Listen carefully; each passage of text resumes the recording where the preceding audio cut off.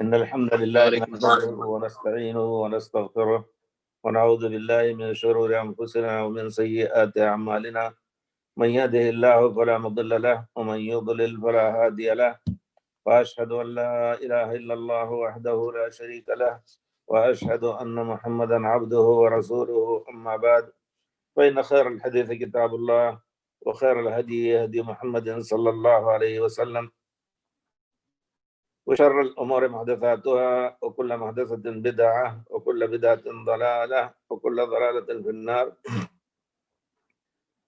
أعوذ بالله السميع العليم من الشيطان الرجيم. قال لمن حوله ألا تستمعون قال ربكم ورب آبائكم الأولين قال إن رسولكم الذي أرسل إليكم لمجنون. اللہ رب العزت نے حضرت موسیٰ اور ہارون کو حکم دیا کہ فرعون کے پاس جا کے دیکھو، اس کو نصیحت کرو، بہت ہی سرکش شخص ہے. آئے اور اللہ تعالیٰ کا اس کا مقابلہ کیا، مواجہہ کیا. فرعون نے عناد میں کہا وما رب العالمین، رب العالمین کیا ہے؟ قال رب السماوات والارض وما بینہما ان کنتم موقنین، آسمانوں اور زمین کا اور ان کے درمیان جو کچھ ہے سب کا مالک ہے اگر تم ایقان اور ایمان رکھتے ہو. اس کے بعد پھر کہتا ہے فرعون الا تستمعون، استہزاء کر رہا ہے، سخریہ کر رہا ہے، تحقیر کر رہا ہے حضرت موسیٰ علیہ السلام کی. الا تستمعون، سن نہیں رہے ہو؟ سنو کیا کہہ رہے ہیں موسیٰ. قال ربکم ورب آبائکم الاولین، یہ تمہارا رب اللہ ہے اور تمہارے اول اور آخر باپ کے جتنے باپ آبا و اجداد ہیں سب کا رب ہے. قال ان رسولکم الذی ارسل الیکم لمجنون، یہ رسول جو تمہارے پاس بھیجا گیا ہے یہ مجنون ہے، پاگل ہے. سبحان اللہ. اور خود پاگل پنی تو خود کر رہا ہے کہ اپنے کو اپنا اللہ کی جگہ پر بیٹھایا اور اپنے کو رب اعلیٰ بنایا، اور دنیا میں جو کچھ اللہ تعالیٰ نے پیدا کیا ہے اس کا دعویٰ تو نہیں کر سکتا ہے کہ ہم نے پیدا کیا ہے، لیکن اس کے باوجود اپنی قوم کو یہی سمجھا رہا ہے کہ میں ہی تمہارا رب ہوں، رب اعلیٰ ہوں. تو پاگل پنی خود کر رہا ہے، لیکن پیارے حضرت موسیٰ علیہ السلام کو مجنون پاگل بنا رہا ہے. جو شخص پاگل شخص جو حقیقت کا علم نہیں رکھتا اور جس کی باقی باتیں ہوتی ہیں معقول بات نہیں ہوتی ہے، حضرت موسیٰ علیہ السلام کو اس سے موصوف کیا. ابن جریر کہتے ہیں کہ یہ گویا کہنا چاہتا ہے کہ حضرت موسیٰ علیہ السلام دعویٰ کر رہے ہیں ما رب العالمین، رب العالمین کیا ہے، رب العالمین کے بارے میں کہ رب السماوات والارض. جب ہم نے پوچھا، فرعون کہہ رہا ہے کہ جب نے پوچھا کہ رب العالمین کیا ہے تو انہوں نے کہا کہ آسمان اور زمین کا مالک. تو غیر واقعی بات کر رہے ہیں حضرت موسیٰ علیہ السلام.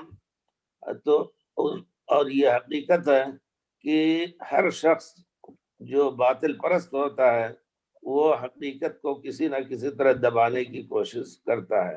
یہ ایک عام چیز ہے. اس وجہ سے کھل کر کے اس نے اپنے قوم کے سامنے کہا کہ تمہارے پاس جو رسول بھیجے گئے ہیں وہ مجنون ہیں، پاگل ہیں، اور جو بات کر رہے ہیں اس کی کوئی حقیقت نہیں ہے. یہ یقیناً عناد اور سرکشی کی بات ہے جس کی وجہ سے اللہ کے رسول کو مجنون کہہ رہا ہے. خود اپنا پاگل پنی کی بات کر رہا ہے کہ رب السماوات والارض، ایک بہت بڑا اشارہ جو حضرت موسیٰ علیہ السلام نے کیا کہ ہمارا رب وہی ہے جو زمین و آسمان کا مالک ہے، زمین و آسمان کا پیدا کرنے والا ہے. تو تم کو خود سوچنا چاہیے کہ ہمارا بھی وہی رب ہے، اس کے درمیان جو ہم بھی اسی میں رہتے ہیں، اور تم کیا یہ دعویٰ کر سکتے ہو کہ ہم نے اس کو پیدا کیا؟ نہیں. تو پھر تم خود الٹی بات اور لوگوں کو دھوکہ دینے کی بات کر رہے ہو، پاگل بن کر کے یا پاگل بنا کر کے لوگوں کو.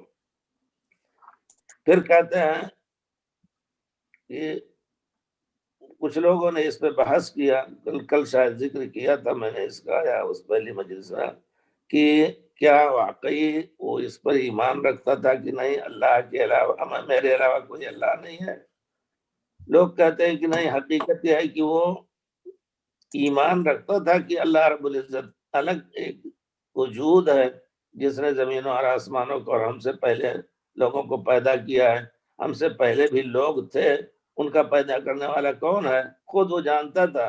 اسی وجہ سے حضرت موسیٰ علیہ السلام نے اس کو کہا لقد علمت ما انزل هؤلاء الا رب السماوات والارض، تم جانتے ہو کہ یہ سب چیزیں جو نازل کی ہیں اللہ تعالیٰ نے آسمان سے لوگوں کے لیے، شجر حجر اور سمندر اور جتنی چیزیں پیدا کی ہیں، یہ اللہ رب السماوات والارض ہی نے پیدا کی ہے۔ تو وہ یقین رکھتا تھا، لیکن بہرحال وہ کہتا تھا کہ لقد علمت ما هؤلاء الا رب السماوات والارض، آیت جو سورہ اسراء کی ہے، وَلَقَدْ عَلِمْتَ مَا وَلَقَدْ آتَيْنَا مُوسَى 9 آيَاتٍ بَيِّنَاتٍ فَاسْأَلْ بَنِي إِسْرَائِيلَ إِذْ جَاءَهُمْ وَقَالَ لَهُ فِرْعَوْنُ إِنِّي لَأَظُنُّكَ يَا مُوسَى مَسْحُورًا۔ جب موسیٰ علیہ السلام کو 9 آیتیں دے کر کے اللہ نے بھیجی تو اللہ تعالیٰ کہتے ہیں بنی اسرائیل سے پوچھو جو اس وقت حضرت موسیٰ علیہ السلام کی مخالفت کر رہے ہیں، جب وہ فرعون کے پاس آئے تو فرعون نے کیا کہا؟ انی لأظنک یا موسیٰ مسحورا، میرا خیال ہے، یہاں گویا ظن بمعنی یقین کے بارے میں لوگ کہتے ہیں، جیسا کہ بحث جب کرتے ہیں کہ خبر احاد ظنی ہے یا یقینی ہے یا اس طرح کے مسائل میں، تو ظن کے معنی یقین کے بھی آتا ہے۔ انی لأظنک، کیونکہ اس نے دوسری جگہ پر کہا ہے کہ یہ تمہارا رسول جو ہے، ان رسولکم الذی ارسل الیکم لمجنون، پورے جملہ تاکید کے ساتھ جملہ خبریہ ہے، ان رسولکم الذی، تو گویا تاکید کے ساتھ کہتا ہے کہ نہیں وہ مجنون ہے۔ تو یہاں ظن کے معنی یہ معنی ہے کہ نہیں میرا یقین ہے کہ موسیٰ تم جادوگر ہو، تمہیں جادو کر دیا گیا ہے، تمہیں جادو کر دیا گیا ہے۔ قال لقد علمت ما انزل هؤلاء الا رب السماوات والارض، موسیٰ علیہ السلام نے کہا کہ نہیں، مجھے جادو نہیں کیا گیا ہے، میں اور جادو کی حقیقت نہیں ہوتی ہے، تخیل ہوتا ہے، لوگوں کی نظر کو دھوکہ دیا جاتا ہے، اور میں جو کہہ رہا ہوں تمہیں دکھا رہا ہوں، اللہ کی نشانیاں ایک حقیقت ہیں۔ لقد علمت ما انزل هؤلاء الا رب السماوات والارض وَإِنِّي لَأَظُنُّكَ يَا فِرْعَوْنُ مَثْبُورًا، مجھے یقین ہے کہ اگر تم اسی حالت پر رہو گے تو تم ہلاک ہو جاؤ گے اے فرعون۔ تو گویا وہ یقین رکھتا تھا، لیکن جیسا کہ دوسری آیت میں فَاسْتَخَفَّ قَوْمَهُ فَأَطَاعُوهُ، اس نے اپنے قوم کو بیوقوف بنایا اور قوم بھی جاہل، اس نے اس کی اطاعت کی۔ کچھ لوگوں کا کہنا ہے کہ اللہ کے بارے میں اس کو علم نہیں تھا اور وہ عقیدہ رکھتا تھا کہ میں ہی رب ہوں، یہ چیز بہت ہی بعید معلوم ہوتی ہے، جیسا کہ دلیل سے معلوم ہوا۔ کچھ لوگ کہتے ہیں نہیں وہ دہریہ تھا، دہریہ تھا یا حلولیہ تھا، جو کچھ بھی ہو، بہرحال یہ سب غلط عقائد تھے اور غلط عقائد ہیں اور رہیں گے۔ اگرچہ مسلمانوں میں بھی کچھ اس قسم کے لوگ حلول اتحاد والے ملتے ہیں، تو وہ یہ جانتا تھا یا یہ وہم رکھتا تھا کہ اللہ میرے اندر حلول کر گیا ہے، یا جو کسی کا مالک ہو اللہ تعالیٰ اس کے اندر حلول کر جاتا ہے۔ یہ سب چیزیں پورے طور پر غلط ہیں۔ یہ یقین رکھنا ہے کہ جب بھی کسی قوم کے پاس رسول آئے، انہوں نے جب اللہ کی نشانیوں کو پیش کیا، معجزات پیش کیے، تو انہوں نے جان بوجھ کر کے اپنے نیچے سے ان کی سیادت، ان کی ریادت کھسکتی ہوئی نظر آئی، تو اس قسم کا دھوکہ دے کر کے لوگوں کو سمجھانے کی کوشش انہوں نے کی۔ تو فرعون نے بھی یہی کچھ کیا، ان رسولکم الذی ارسل الیکم لمجنون، دیکھو تمہارے رسول پاگل ہیں، تمہارے جو رسول جو بھیجے گئے ہیں تمہاری طرف وہ پاگل ہیں۔ قال رب المشرق والمغرب وما بینہما ان کنتم، کیا کہہ رہے ہیں؟ یہ کوئی کہنے کی بات ہے کہ ہمارا رب آسمان و مشارق اور مغارب کا رب ہے. ان کنتم تعقلون، اگر تم کچھ عقل رکھتے ہو میری قوم کے لوگ تو سوچو کہ کتنی بڑی پاگل پنے کی بات کرتا ہے یہ رسول، یا یہ کہ یہ حضرت موسیٰ علیہ السلام کا قول ہو رب المشارق والمغارب وما بینہما ان کنتم تعقلون، مشرق اور مغرب کا مالک ہے، اگر تم عقل رکھتے ہو تو سوچو، کیونکہ تمام چیزوں کو اسی ایک رب نے پیدا کیا ہے. فرعون نے پھر کہا لئن اتخذت الہا غیری لاجعلنک من المسجونین، اگر تم میرے علاوہ کسی اور کو الہ سمجھو گے، بناؤ گے، یا لوگوں کو سمجھاؤ گے کوئی اور اللہ کے علاوہ میرے علاوہ کوئی اللہ ہے، رب ہے، لاجعلنک من المسجونین، تو تمہیں میں جیل میں ڈال دوں گا. گزشتہ مجلس میں بات آئی تھی کہ یقیناً آخر کفر طاقت ہمیشہ استعمال کرتا ہے اور کرتا رہے گا. انبیاء کے ساتھ یہی کچھ ہوا ہے، نبی کریم صلی اللہ علیہ وسلم کے ساتھ یہی سب کچھ ہوا. تو یہ ہمیشہ رہا ہے، ستہ زکار رہا ہے ازل سے تا امروز، چراغ مصطفی سے شرار بولہبی، تو ہوتا رہے گا. اور اسلام ہمیشہ یا دین حق ہمیشہ منافقین اور کفار معاندین سے مبتلا رہا ہے، یہ رہے گا. اس سے ہم طلبۃ العلم کو یہ فائدہ اٹھانا چاہیے کہ گھبرا کر کے آدمی راہ حق کو نہ چھوڑے، ہزار پریشانیاں آئیں، اپنا اسوہ اولئک الذین ہداہم اللہ فبہداہم اقتدہ، ان انبیاء کے احوال کو پڑھے. قرآن سب سے بڑا سچا دستاویز، قرآن تاریخ سچی چیزوں کو بیان کرتا ہے. تو اس کا مطالعہ کرنے سے انسان کے دل کو یقیناً ایک گنا اطمینان ملے گا. کس قدر بھی اس کے اوپر مصیبت آئے، اگر سوچ لے کہ اللہ تعالیٰ جب اپنے دین کو اگر ہمارے ذریعے سے کچھ دین کی خدمت لینا چاہتا ہے تو دشمن ہمارا بال بیکار نہیں کر سکتا. کتنے ایسے لوگ ہیں، ہمارے کچھ استاد سناتے تھے کہ سن 47 کے موقع پر بڑے بڑے علماء کو انگریزوں نے خود یہ سب جو رچا تھا، وہ تقسیم کے وقت اپنا بھی پروگرام بنایا تھا پاکستان انڈیا بنانے کے وقت، تو ان سب نے بھی بڑے بڑے علماء کو مار ڈالنے کا فیصلہ کر لیا تھا کہ پاکستان نہ جا سکیں. لیکن اللہ کا شکر ہے کہ وہ بچ کر کے کسی طرح نکلے. اور ایسے لیکن ہوا ایسا کہ ان کے گھر سے ان کی لڑکیوں کو، جن کا حافظہ تھیں، مجھے اچھی طرح بتایا گیا ہے، تاریخ میں ہم نے پڑھا ہے کہ حافظہ تھی، لیکن ہندو سکھ اٹھا کے لے گئے اور اب تک ان کا پتہ نہیں چلا.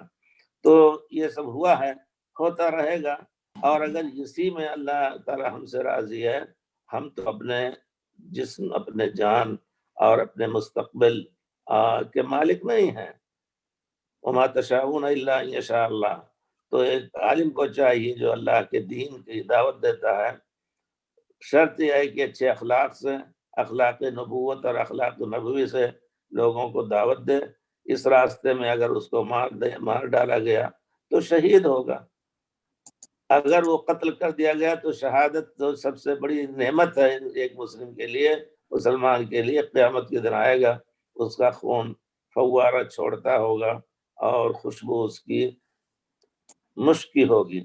اسی طرح اور دوسرے تاریخ کے بڑے علماء جو ننگی تلواروں کے سامنے ان کو پیش کیا گیا، مار ڈالے گئے، سعید بن جبیر وغیرہ اور دوسرے، ان سب احوال کو ایک نظر میں رکھنا چاہیے.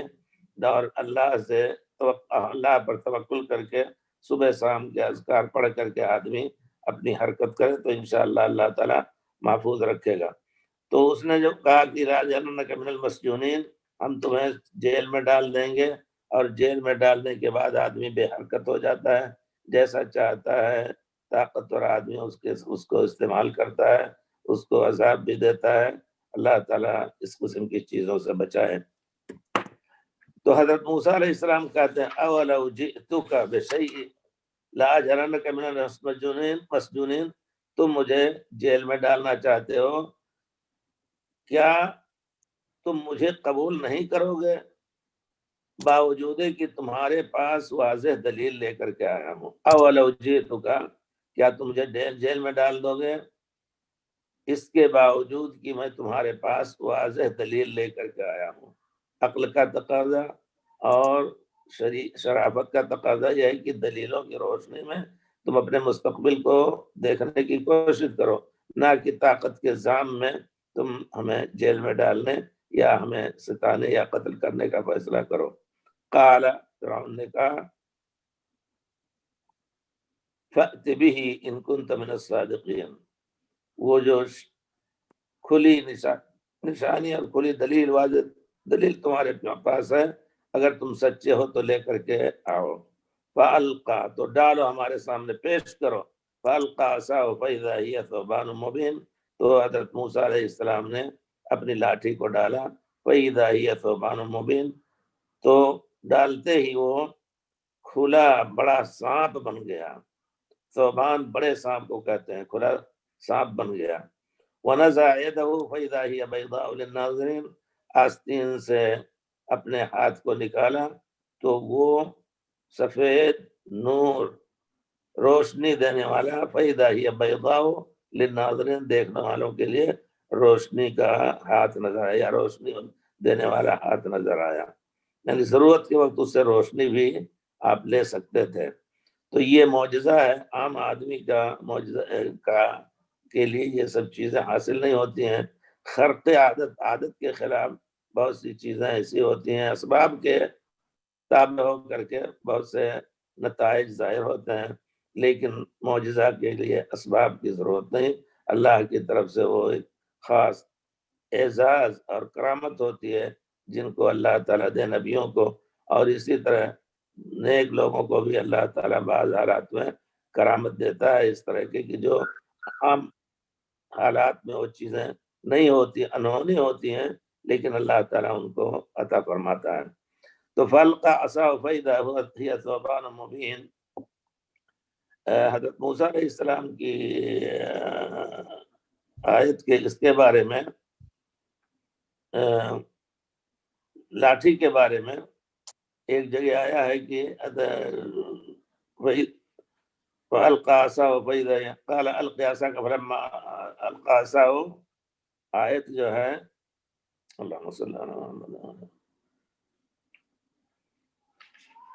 جس میں ہے کہ فَأَلْقَىٰ عَصَاهُ فَإِذَا هِيَ كَأَنَّهَا جَانٌّ وَلَّا مُدْبِرًا، سورہ نمل میں ہے كَأَنَّهَا جَانٌّ،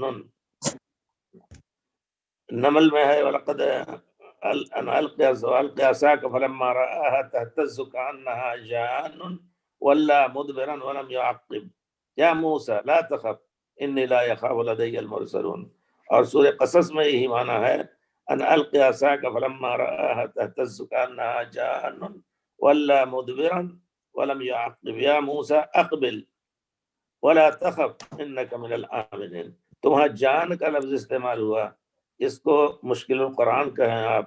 جان کہتے ہیں پتلے اور چھوٹے سانپ کو، اور ثعبان بڑے اژدہے اور بڑے سانپ کو کہتے ہیں. تو ایک جگہ اس کو چھوٹا سانپ کہا، دوسری جگہ بڑا سانپ کہا. تو کوئی آ کر کے کہہ سکتا ہے کہ یہ تو قرآن میں تضاد ہے، ایک جگہ بڑا سانپ دوسری جگہ. تو یہ بھی کہا جا سکتا ہے جواب میں، جیسا کہ علماء نے جواب دیا ہے کہ پہلے چھوٹا ظاہر ہوا، اچانک بڑا ہوتا ہوتا اور اتنا بڑا ہو گیا کہ وہ لوگ دیکھ کر کے اس کو ڈر جائیں.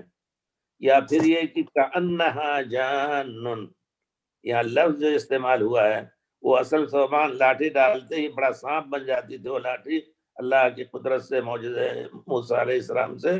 لیکن اس کی حرکت بڑے سانپ جیسی نہیں، بھدی یا آہستہ کی حرکت ہو، اس کی حرکت معمولی پتلے سانپ کی طرح حرکت کرنے لگی، دائیں بائیں آگے پیچھے کرنے لگا وہ سانپ. تو اسی وجہ سے کہا کأنہا فلما رآہا تہتز کأنہا جان، وہ جان نہیں تھا، پتلا سانپ نہیں تھا، لیکن وہ موٹا ہی سانپ تھا، لیکن اس کی حرکت ایسی ہوئی جیسے معمولی ایک پتلا سانپ تیزی سے حرکت کرتا ہے، اس طرح وہ بڑا سانپ، موٹا سانپ اور بڑا بھاری سانپ وہ حرکت کرنے لگا. یہاں تیسرا معنی یہ بھی لیا جا سکتا ہے جان جو ہے وہ شیطان کے معنی میں استعمال ہوا ہے، کانہا جانن، جیسے ایک شیطان ہو، شیطان سے آدمی اس کی کوئی خاص شکل نہیں ہوتی ہے، اس کی کوئی خاص حرکت معلوم نہیں ہوتی ہے، وہ حرکت کرنے لگا تیزی سے جیسے ایک شیطان تیزی سے حرکت کرتا ہے۔ تو یہ غریب القرآن میں ذکر کیا جاتا ہے یا مشکل القرآن میں، تو اس کی وجہ سے کوئی دھوکہ نہ کھائے کہ نہیں کلام پاک میں تضاد اور ایک دوسرے سے کے الفاظ مختلف ہیں۔ فَأَلْقَىٰ عَصَاهُ فَإِذَا هِيَ ثُعْبَانٌ مُّبِينٌ وَنَزَعَ يَدَهُ فَإِذَا هِيَ بَيْضَاءُ لِلنَّاظِرِينَ، وہ ہاتھ روشنی والا سفید ہو گیا۔ یہ معجزہ اللہ تعالیٰ نے اس وقت دیا بر وقت حضرت موسیٰ اور ہارون کو کہ فرعون کے سامنے اس کو پیش کریں۔ قال للملئ حولہ، اب جب نشانی اللہ کی دیکھ لی، معجزہ دیکھ لیا، قال للملئ حولہ ان هذا لساحر علیم، ان هذا لساحر علیم، یہ بہت بڑا جادوگر، جادو کے علم میں بہت بڑا علم رکھنے والا جادوگر ہے۔ ان هذا، بے شک یہ، لساحر علیم، جادو ماہر اور فنکار جادو ہے۔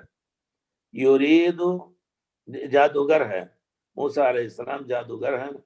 یرید ان یخرجکم من ارضکم بسحرہ فماذا تأمرون، ان کا مقصد کیا ہے موسیٰ علیہ السلام کا کہ تمہیں اپنی زمین سے بے دخل کر دیں۔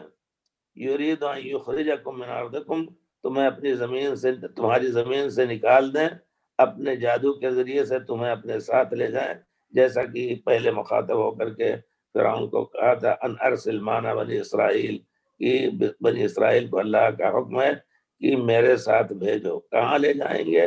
ملک شام لے جائیں گے، کیونکہ فرعون نے ان کو بہت کچھ ستا رکھا تھا۔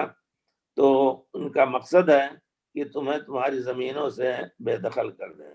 اب ظاہر بات ہے یہ ایسا خطاب ہے کہ جس سے ہر شخص جس کی مصلحت اپنی زمین سے، اپنے گھر سے، اپنے اہل و عیال سے، کنبہ قبائل سے، ظاہر بات ہے جو مصالح اور مصلحتیں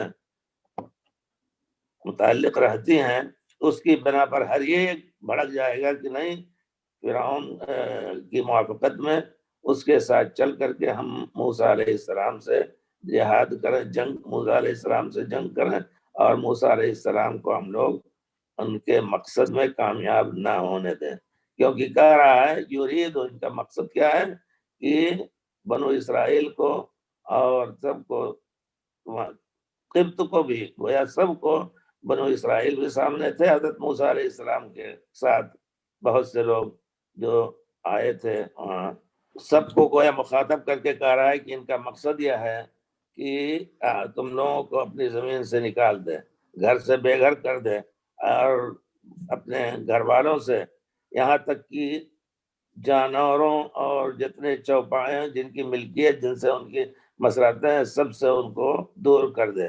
یہ ظاہر بات ہے اس طرح کی بات سن کر کے ہر ایک خوف زدہ ہو جائے گا کہ ہم نئے ملک میں جائیں گے، ان کے ساتھ کیا کچھ ہوگا، کہاں رہیں گے، بے گھر رہیں گے، کوئی گھر نہیں ہوگا۔ اس وجہ سے اب ان کے خلاف ہی ہمیں تمام کارروائیاں کرنی ہیں۔ تو یہ مسئلہ لوگوں کے غم اور غصے کو ابھارنے کے لیے اس نے کہا قال للملئ حولہ الا ان هذا لساحر علیم، یہ بہت بڑا جادوگر ہے، اس کا مقصد ہے کہ تمہیں تمہارے زمین سے نکال کر کے اور کہیں لے جا کر کے ڈال دے۔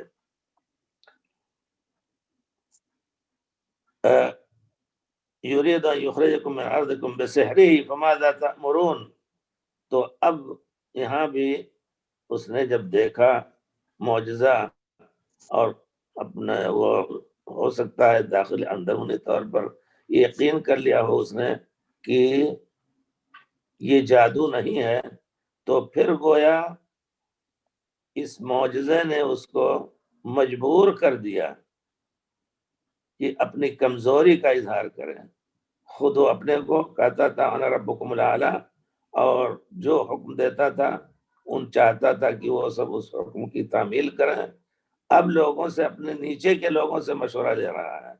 ماذا تأمرون، سب لوگوں سے جو وہاں ہیں. ماذا تأمرون، یا کم سے کم اس سے پہلے اپنے کابینہ کے لوگوں کو، بڑے لوگوں کو، اپنے وزراء کو اور سب کو مخاطب کرتا تھا، لیکن مشورہ نہیں، بلکہ وہ اپنی بات ان کے اوپر ڈالنا چاہتا تھا.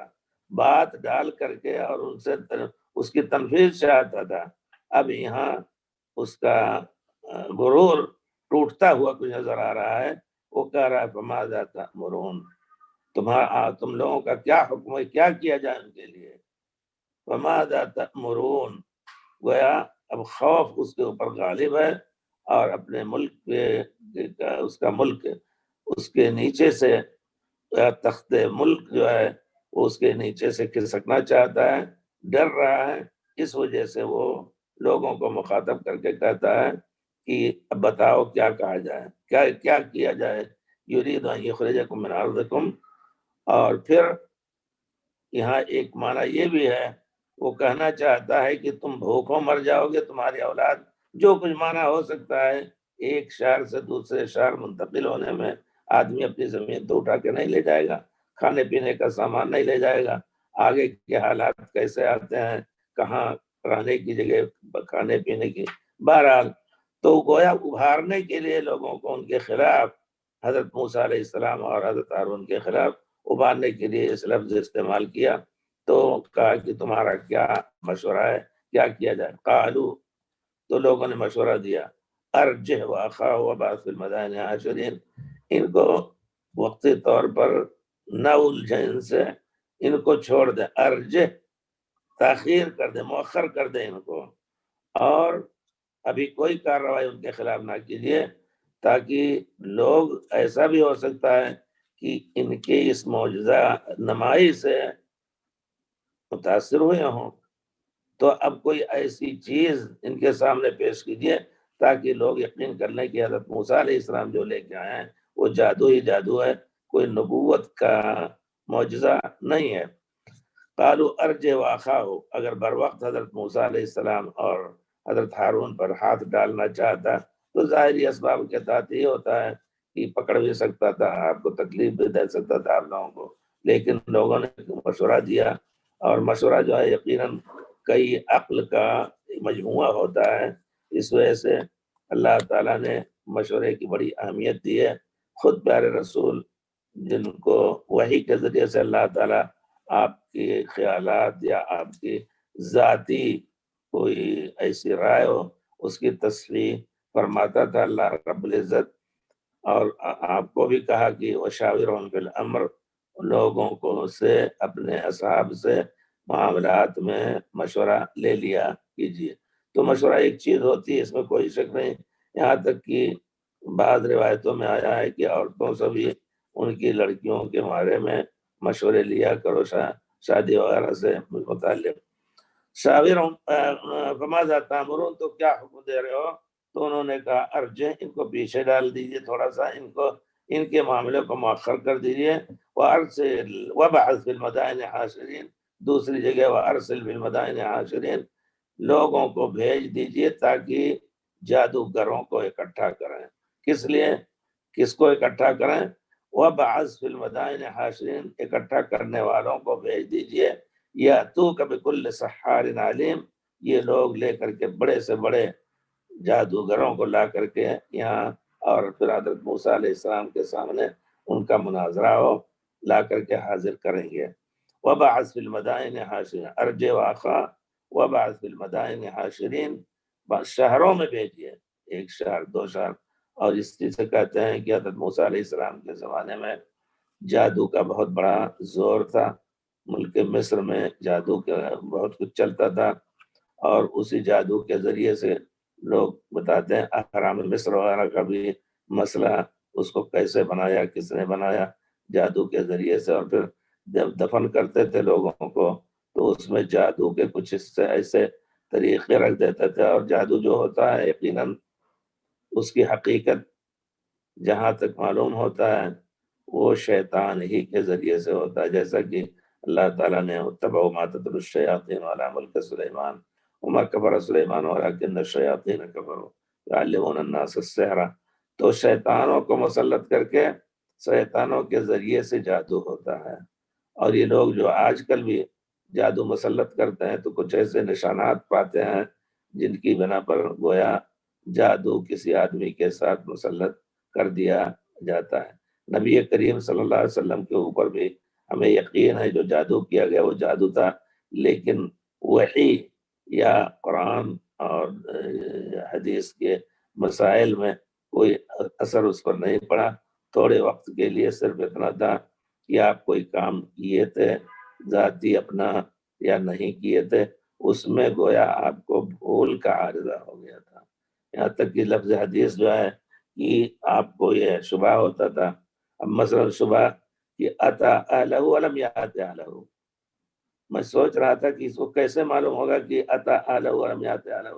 اب ظاہر بات ہے عورتوں سے کے ذریعے سے پیارے رسول کی ازواج مطہرات کے ذریعے سے، اب اس میں اگر پیارے رسول غسل کے لیے نکلیں تو پوچھ سکتی ہیں کہ غسل کیوں کر رہے ہیں، تو شاید ہو سکتا ہے اس کے ذریعے سے معلوم ہو گیا ہو کہ ہم نے جمع کیا کسی سے، تو کہتی تھی کہ نہیں آپ نے ایسا نہیں کیا ہے، صرف اتنی حد تک آتا ہے۔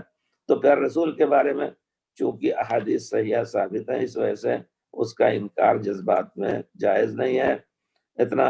اور پھر اس قدر جو جادو پیارے رسول کے ساتھ کیا گیا اس کا وحی یا دین یا شریعت یا قرآن یا حدیث اور پیارے رسول کے حضرت جبریل علیہ السلام کے آنے اور جانے کا کوئی فرق نہیں پڑا۔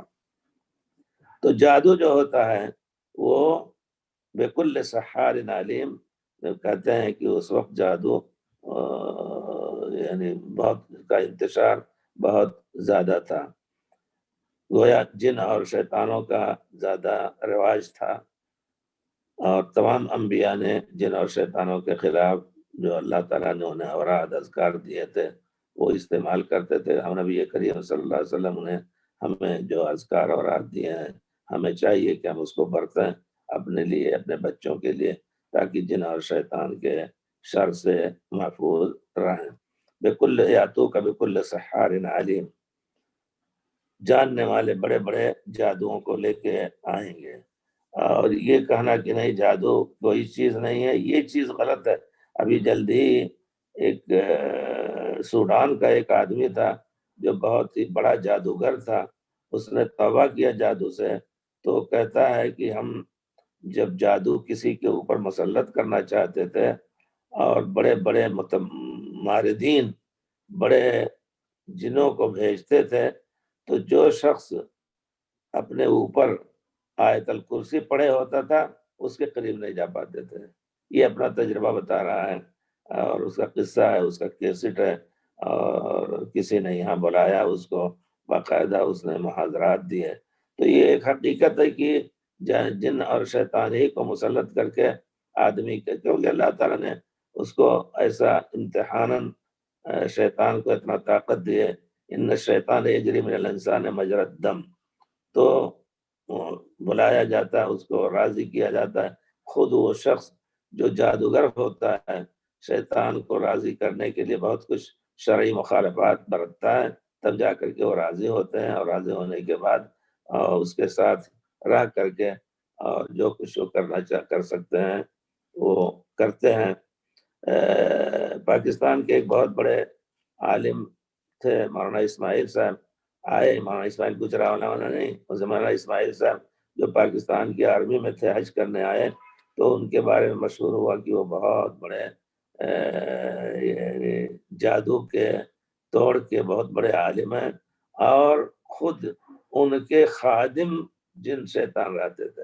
میں نے شاید ایک قصہ اور کہیں بیان کیا ہے کہ وہ جو عطا اللہ ثاقب رحمۃ اللہ علیہ تھے جنہوں نے فتح المجید کا ترجمہ کیا ہے، اور الحمدللہ ہم نے تصحیح کی ہے کتاب التوحید، اصول ثلاثہ، سب کو انہوں نے چھاپا اور الحمدللہ یہاں تقسیم ہو رہا تھا، تو انہوں نے ایک کتاب دی آخر زمانے میں، کہا کہ جلدی سے دیکھ کر کے اور شام کو کل لیتے آئیے کہ بدھ کو، عام طور پر بدھ کو جمعرات چھٹی ہوتی تھی تو ہم لوگ آتے تھے حرم، تو کہا لے کے آئیے کتاب، اور آج ہی میرا بدھ کی رات کو کسی وقت ان کی فلائٹ جدہ سے تھی، تو میں کتاب نہیں لا سکا، میں بھول گیا۔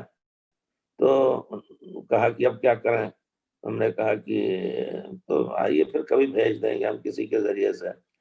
تو انہوں نے کہا یہاں ایک بزرگ ہیں، ان سے کہیں وہ کتاب ابھی 5 منٹ میں منگا دیں گے۔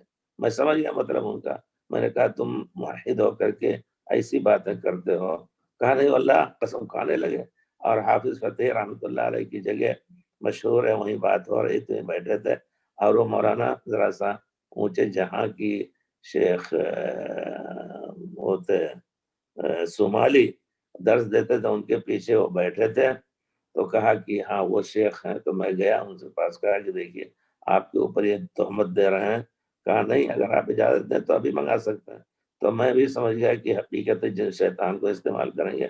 میں نے کہا نہیں، میں اپنی غیر حاضری میں اپنے گھر میں کسی جن شیطان کو داخل ہونے کی اجازت نہیں دے رہا ہوں، ایسا نہ کیجیے گا۔ دوسرے دن ہم نے کہا کہ نہیں، آپ یقیناً اب آج رک جائیے عطا اللہ صاحب، اور کل صبح آئیے ہمارے گھر پر، پھر یہ کرتب دیکھا جائے۔ تو کسی کی امانت میں نے کتابیں الحمدللہ کافی تھیں، گھر چھوٹا تھا تو کچھ کتابیں کرتون میں باندھ کے رکھی تھیں، تو کرتون میں رکھے تھے وہ پیسے۔ اب تو نہیں رکھتے ہیں، کوئی آ کر کے کرتون نہ ڈھونڈے گھر میں، نہیں وہ دوسری جگہ تو پیسے جیب میں ہوتے نہیں ہیں۔ تو کہنے کا مطلب ہے کہ وہاں رکھا میں نے کسی کی امانت تھی، 10-12 ہزار جامعہ کے طالب علم تھے، ان کو سکن کا ملا تھا، مجھے امانت کے طور پر میں نے اس پہ لکھ کر کے فلاں کی امانت، اور کرتون میں نمبر کرتون کے ساتھ۔ تو میں نے کہا میرے پاس کسی ایک کی امانت ہے، کسی شخص کی، اس امانت کو یہاں لے آئیے۔ انہوں نے کیا چیز؟ ہم نے کہا نہیں بتائیں گے، آپ معلوم کیجیے۔ کہا اچھا نظر نیچی کیجیے۔ آپ یقین جانیے ذرا سامنے نظر نیچی کی، اسی طرح میرے ہاتھ کا لکھا ہوا کاغذ